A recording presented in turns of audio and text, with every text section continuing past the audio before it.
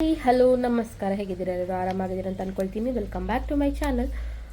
So already ನೀವು ನನ್ನ ತಮ್ಮಲೆಲ್ಲ ನೋಡಿದ್ದೀರಾ ನಾನು ಯಾವ ಟಾಪಿಕ್ ಬಗ್ಗೆ ಇವತ್ತು ಮಾತಾಡ್ತಿರೋದು ಅಂತ ಹೇಳಿ. ಸೊ ತುಂಬಾ ಬೇಜಾರಾಗುತ್ತೆ ಈ ಒಂದು ಟಾಪಿಕ್ ಬಗ್ಗೆ ಮಾತಾಡಲಿಕ್ಕೆ ಕೂಡ. ಇಷ್ಟು ಜನ ಬೊಬ್ಬೆ ಹೊಡಿತಿದ್ದಾರೆ, ಎಷ್ಟು ಜನ ಹೇಳ್ತಿದ್ದಾರೆ, ಎಷ್ಟೋ ಜನ ಎನಿಮಲ್ ರೆಸ್ಕ್ಯೂವರ್ಸ್ ಇದ್ದಾರೆ. ನಮ್ಮ ಮಂಗಳೂರು ಉಡುಪಿಯಲ್ಲೇ ರೆಸ್ಕ್ಯೂವರ್ಸ್ ಇದ್ಕೊಂಡು ಇಂಥೆಲ್ಲ ಘಟನೆಗಳು ನಡಿಬೇಕಾದ್ರೆ ತುಂಬಾ ಬೇಜಾರಾಗುತ್ತೆ. ಈ ರೋಡ್ ಸೈಡ್ಗಳಲ್ಲಿ ಎಷ್ಟೋ ನಾಯಿಗಳು, ಎಷ್ಟೋ ಬೆಕ್ಕುಗಳು ಇರುತ್ತೆ. ಈ ಒಂದು ಮೀನಿನ ಮಾರ್ಕೆಟ್ ಇದೆಲ್ಲ, ಅಲ್ಲೇ ಎಷ್ಟೋ ನಾಯಿ ಬೆಕ್ಕುಗಳನ್ನು ನೋಡ್ಬೋದು ನೀವು. ಅಲ್ಲಿ ತಂದು ತಂದು ತಂದು ತಂದು ಅಲ್ಲಿ ಬಿಡ್ತಾರೆ. ಅಲ್ಲ, ನೀವು ಬ್ರೀಡಿಂಗ್ ಸ್ಟಾಪ್ ಮಾಡಿಸ್ಬೋದಲ್ಲ, ಆಪ್ಷನ್ಸ್ ಇದೆ ಅಲ್ಲ. ಯಾಕೆ ಇದೆಲ್ಲ ಮಾಡೋಕ್ಕಾಗಲ್ಲ ನಿಮಗೆ? ನೀವು ಹೇಗೆ ನಿಮಗೆ ಮಕ್ಕಳು 1 ಬೇಕೋ 2 ಬೇಕೋ 3 ಬೇಕೋ ಅಂತ ಹೇಳಿ ಅದಾದ್ಮೇಲೆ ನೀವು ಪ್ರಿಕಾಷನ್ಸ್ ತಗೊಂಡು ನೀವು ಇರ್ತೀರ ನೋಡಿ. ಮಕ್ಕಳಾಗದಾಗೆ ನೀವು ಮಾಡ್ಕೊಳ್ಳಲ್ವಾ? ಹೆಂಗಸರು ಅಥವಾ ಗಂಡಸರು ಅದಕ್ಕೆ ಬೇಕಾದ ಪ್ರಿಕಾಷನ್ಸ್ ನೀವು ತಗೊಳ್ಳಲ್ವಾ? ಎನಿಮಲ್ಸ್ಗಳಿಗೆ ಅಂತ ಆಪ್ಷನ್ಸ್ ಇಲ್ಲ, ಪ್ರಾಣಿಗಳಿಗೆ ಅಂತ ಆಪ್ಷನ್ಸ್ ಇಲ್ಲ. ಬಟ್ ನೀವು ಬಾಯ್ಸಿಗೆ ಕೂಡ ಸರ್ಜರಿ ಆಪ್ಷನ್ಸ್ ಇದೆ, ಗರ್ಲ್ಸಿಗೆ ಹೆಣ್ಣು ಪ್ರಾಣಿಗಳಿಗೆ ಕೂಡ ಇದೆ, ಗಂಡು ಪ್ರಾಣಿಗಳಿಗೆ ಕೂಡ ಇದೆ, ನಾಯಿ ಬೆಕ್ಕುಗಳಿಗೆ. ಬೇರೆ ಯಾವ ಇದ್ರದ್ದು ಕೂಡ ಅಷ್ಟೊಂದು ಪ್ರಾಬ್ಲಮ್ಸ್ ಇರಲ್ಲ. ನಿಮ್ಗೆ ಬೇಡ ಅಂತ ಹೇಳಿದ್ರೆ ಸರ್ಜರಿ ಮಾಡಿಸಿ ಅಲ್ವಾ?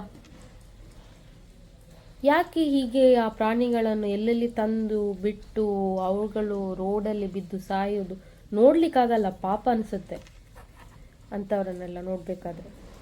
ಬೇಡ ಅಂದರೆ ಸ್ಟಾಪ್ ಮಾಡಿಸಿ. ಇವಾಗ ನಾನು ಕೂಡ ನನ್ನ ಮನೆಯಲ್ಲಿ ಕೂಡ ಪೆಟ್ ಇದೆ. ನನ್ನ ಪ್ರೀವಿಯಸ್ ವ್ಲಾಗಲ್ಲಿ ನೋಡಿದರೆ ನನ್ನ ಹತ್ರ ಕೂಡ ಒಂದು ಪೊಮ್ಮರಿಯನ್ ಬ್ರೀಡ್ ಇದೆ. ನಾನು ಬ್ರೀಡಿಂಗ್ ಎಲ್ಲ ಮಾಡಿಸ್ಲಿಕ್ಕೆ ಹೋಗಲಿಲ್ಲ. ಕೆಲವರು ಹೇಳಿದರು ನನಗೆ ಬ್ರೀಡಿಂಗ್ ಮಾಡಿಸು, ಇನ್ಕಮ್ ಆಗುತ್ತೆ, ಅದರಲ್ಲಿ ಹಣ ಮಾಡ್ಬೋದು ಅಂತ. ನಾನು ಹೇಳಿದ್ದೆ ಬೇಡ, ನನಗೆ ಬೇಡ ಅಂತ ಹಣ. ಆ ಪ್ರಾಣಿಗಳನ್ನು ಹಿಂಸಿಸಿ, ಆ ಪ್ರಾಣಿಗಳಿಗೆ ಫೋರ್ಸ್ಫುಲಿ ಬ್ರೀಡಿಂಗ್ ಮಾಡಿಸಿ, ಆ ಮರಿಗಳನ್ನು ಯಾರ್ಯಾರಿಗೆ ಕೊಟ್ಟು, ಇದು ನಾಯಿ ಆದರೆ ಹೆಣ್ಣು ಬೆಕ್ಕಾದರೆ ತಗೊಂಡು ಹೋಗೋದಿಲ್ಲ, ಗಂಡು ಮರಿ ಬೇಕಾದರೆ ಮಾತ್ರ ತಗೊಂಡು ಹೋಗ್ತಾರೆ. ಅಂಥದ್ದೆಲ್ಲ ಯಾಕೆ ಕಷ್ಟ? ಅದು ಬೇಡ ಅಂತೇಳಿ ನಾನು ಅವಳಿಗೆ ಸರ್ಜರಿಯೇ ಮಾಡಿಸಿದ್ದೆ. ಒಂದು 2000-3000 ಖರ್ಚಾಯಿತು. ಪರವಾಗಿಲ್ಲ ಅಲ್ಲ, ಯಾವುದಕ್ಕೂ ನಾವು ಖರ್ಚು ಮಾಡ್ತೀವಂತೆ. ಇದಕ್ಕೆ ಒಂದು 2-3 ಸಾವಿರ ಖರ್ಚು ಮಾಡ್ತೀವಿ ಅಲ್ಲ, ಪರವಾಗಿಲ್ಲಲ್ಲ.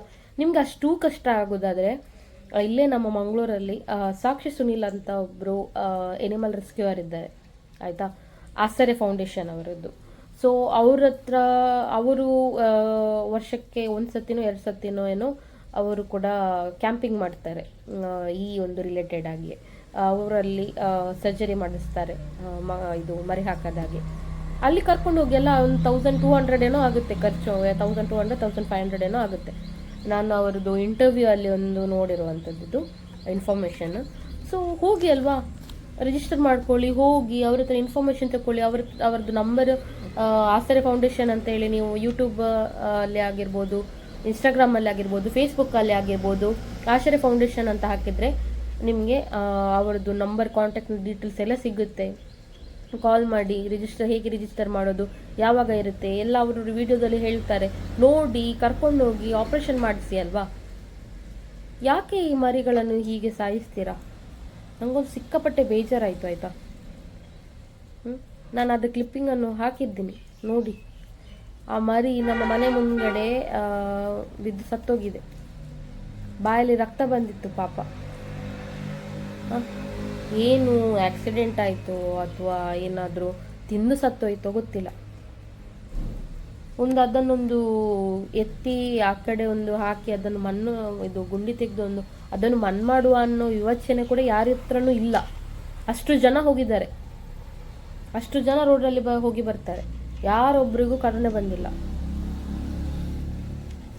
ನಿಜ ಬೇಜಾರಾಗುತ್ತೆ ಇಂಥದ್ದೆಲ್ಲ ಘಟನೆಗಳನ್ನು ನೋಡಬೇಕಾದ್ರೆ. ದಯವಿಟ್ಟು ಅಂಥವ್ರಿಗೆಲ್ಲ ಅಂತ ಒಂದು ನಿಜ ಹೇಳ್ತೇನೆ, ಇವಾಗ ನಮ್ಮ ಮಕ್ಕಳಿಗೆ ನಮಗೆ ಏನಾದರೂ ಆದರೆ ನಮಗೆ ಎಷ್ಟು ಬೇಜಾರಾಗುತ್ತಲ್ವಾ? ಅದೇನು ನನ್ನ ಪ್ರಕಾರ ಅದೊಂದು 20-30 ದಿನದ್ದು 1 ತಿಂಗಳದ್ದು ಮರಿ ಏನೋ. ಆ ಮರಿಯನ್ನು ತಂದು ಯಾರೋ ಬಿಟ್ಟಿದ್ದಾರೆ ಅಲ್ಲಿ. ಯಾಕಂದರೆ ನಾನು ಆ ಏರಿಯಾದಲ್ಲಿ ಆ ಕಲರಿದ್ದು ಮರಿ ಬೇರೆ ಯಾವುದು ನೋಡೇ ಇಲ್ಲ, ಅದನ್ನೇ ನೋಡಿರೋದು ನಾನು. ಅದು ಇದ್ರ ಮುಂಚೆ ನೋಡಿರಲಿಲ್ಲ, ಇವತ್ತೇ ನಾನು ನೋಡಿರೋದು ಅದು. ಆ ಒಂದು ಬೆಕ್ಕು ಮರಿ ನಾಯಿ ಮರಿ ಅಲ್ಲೆಲ್ಲ ತಂದು ಬಿಡೋದು ಏನಕ್ಕೆ? ಇವರನ್ನು ಕೂಡ ಹೀಗೇನೆ ಬಿಡಬೇಕು ರೋಡಲ್ಲಿ, ಆವಾಗ ಬುದ್ಧಿ ಬರುತ್ತೆ. ಕಚ್ಚಡಗಳು ಇನ್ನು ವೆಹಿಕಲಲ್ಲಿ ಹೋಗುವಾಗ ಕೂಡ ಅಷ್ಟೇ, ಒಂದು ನೋಡ್ಕೊಂಡು ಹೋಗಬೇಕು, ಇಲ್ಲ ಸ್ವಲ್ಪ ಜಾಗೃತಿಯಾಗಿ ಹೋಗಬೇಕು. ಪ್ರಾಣಿಗಳು ಇರ್ತವೆ, ಗೊತ್ತಾಗಲ್ವಾ, ಒಂದು ಕಾಣಲ್ವಾ, ದೂರದಿಂದ ಬರಬೇಕಾದ್ರೂ ಕಾಣಲ್ವಾ, ಬೆಕ್ಕು ಇದೆಯೋ ನಾಯಿ ಇದೆಯೋ ಏನು ಇದ್ರು ಅಡಿಗೆ ಹಾಕ್ಕೊಳ್ಳೋದು ಹೋಗೋದು. ಯಾಕೆ ಮನುಷ್ಯರಿಗೂ ಆದ್ರೂ ಹಾಗೇನೆ, ಪ್ರಾಣಿಗಳಿಗಾದ್ರೂ ಹಾಗೇನೆ. ಇವಾಗಂತೂ ಆಕ್ಸಿಡೆಂಟ್ಗಳು ಹೇಳೋದೇ ಬೇಡ. ನಾಯಿ ಆದ್ರೂ ಬೆಕ್ಕಾದ್ರೂ ಮನುಷ್ಯ ಆದ್ರೂ ಯಾರಾದ್ರೂ ಪರವಾಗಿಲ್ಲ, ಹಾಕೊಂಡು ಹೋಗ್ತಾ ಇರೋದು. ಒಂದು ಪ್ರಾಣಕ್ಕೊಂದು ಬೆಲೆ ಇಲ್ವಾ ಹಾಗಾದ್ರೆ? ನಿಮ್ಮ ಒಪಿನಿಯನ್ ಏನು? ನನಗೊಂದು ಕಮೆಂಟ್ ಮೂಲಕ ನೀವು ತಿಳಿಸ್ಕೊಡಿ. ಯಾರೆಲ್ಲ ಈ ವಿಡಿಯೋ ನೋಡ್ತಿದ್ದೀರಾ ನೋಡಿ. ಇಂಥವರನ್ನೆಲ್ಲ ಎಂತ ಮಾಡೋದು ಹೇಳಿ. ನಿನ್ನೆಷ್ಟೇ ಆಸರೆ ಫೌಂಡೇಶನ್, ನಾನು ಅವರ ಮ್ಯಾಮನ್ನು ಫಾಲೋ ಮಾಡ್ತೀನಿ. ಸೊ ಅವರು ನಿನ್ನೆ ಹಾಕಿದರು, ಬೀದಿಯಲ್ಲಿರುವಂಥ ನಾಯಿಗಳು ಏನಿದ್ದಾವೆ ಅವುಗಳಿಗೆ ಊಟದಲ್ಲಿ ವಿಷ ಹಾಕಿ ಕೈಕಾಲು ಕಟ್ಟಿ ಸಾಯಿಸೇ ಬಿಟ್ಟಿದ್ದಾರೆ ಆ ನಾಯಿಗಳನ್ನು. ಇವುಗಳನ್ನು ಕೂಡ ಹಾಗೆಯೇ ಕಟ್ಟಿ ಸಾಯಿಸಿ ಹಾಕಬೇಕು. ತುಮಕೂರಲ್ಲಿ ನಡೆದಿರೋ ಘಟನೆ ಅದು. ಅವರು ಪಾಪ ವಿಡಿಯೋದಲ್ಲಿ ಹಾಕಿದ್ದಾರೆ, ನೋಡುವಾಗ ಬೇಜಾರಾಗುತ್ತೆ. ಸಾಕ್ಲಿಕ್ಕಾಗಿದ್ರೆ ಸಾಕಬೇಡಿ. ಬ್ರೀಡಿಂಗನ್ನು ನಿಲ್ಲಿಸಿ ಅಲ್ವಾ, ಬ್ರೀಡಿಂಗನ್ನು ನಿಲ್ಲಿಸಬೇಕು ಅಂತ ಹೇಳಿ ಎಷ್ಟೋ ಫೌಂಡೇಶನ್ಗಳು ಬೊಬ್ಬೆ ಹೊಡಿತಿದ್ದಾರೆ. ಬ್ರೀಡಿಂಗನ್ನು ನಿಲ್ಲಿಸಿ, ಆಗೋದಿಲ್ಲ ಆದರೆ ನಿಲ್ಲಿಸಿ, ಬೇಡ ಅಂದರೆ ನಿಲ್ಲಿಸಿ, ಸಾಕಬೇಡಿ, ಮಾಡಬೇಡಿ ಅಂತ. ಬೀದಿ ನಾಯಿ ಅಂತ ಹೇಳಿ ನೀವೇ ಹೆಸರು ಕೊಡ್ತೀರಾ, ಸ್ಟ್ರೀಟ್ ಡಾಗ್ಸ್ ಅಂತೆ. ನೀವೆಲ್ಲ ತಂದು ಬಿಟ್ಟಿರೋದಲ್ವ ಆ ಕರ್ಮಗಳು. ಆಗೋದಿಲ್ಲದ್ರೆ ಮಾಡಬೇಡಿ, ಸಾಕಲು ಬೇಡಿ, ನಿಮಗೆ ಬೇಡ ಆದರೆ ಬಿಟ್ಟು ಬಿಡಿ. ಹೀಗೆ ಈ ರೀತಿ ಹಿಂಸೆ ಕೊಟ್ಟು ಸಾಯಿಸಬೇಡಿ. ಅದಕ್ಕೂ ಒಂದು ಜೀವ ಇದೆ, ಅರ್ಥ ಮಾಡ್ಕೊಳ್ಳಿ. ಸೊ ನಾನು ಮಾಡಿರುವ ಈ ಒಂದು ವಿಡಿಯೋ ಇನ್ಫಾರ್ಮೇಟಿವ್ ಅಂತ ಅನಿಸಿದ್ರೆ ಲೈಕ್ ಮಾಡಿ, ಶೇರ್ ಮಾಡಿ. ಅದೇ ರೀತಿ ನಿಮಗೆ ಯಾವ ರೀತಿ ಅನಿಸುತ್ತೆ ಈ ವಿಡಿಯೋವನ್ನು ನೋಡುವಾಗ, ನಾನು ಹೇಳಿದ್ರಲ್ಲಿ ತಪ್ಪಿದೆಯೋ ಅಥವಾ ಸರಿ ಇದೆಯೋ ಅಂತ ಹೇಳಿ ನನಗೆ ಕಮೆಂಟ್ ಮೂಲಕ ತಿಳಿಸ್ಕೊಡಿ. Thank you for watching. Bye bye.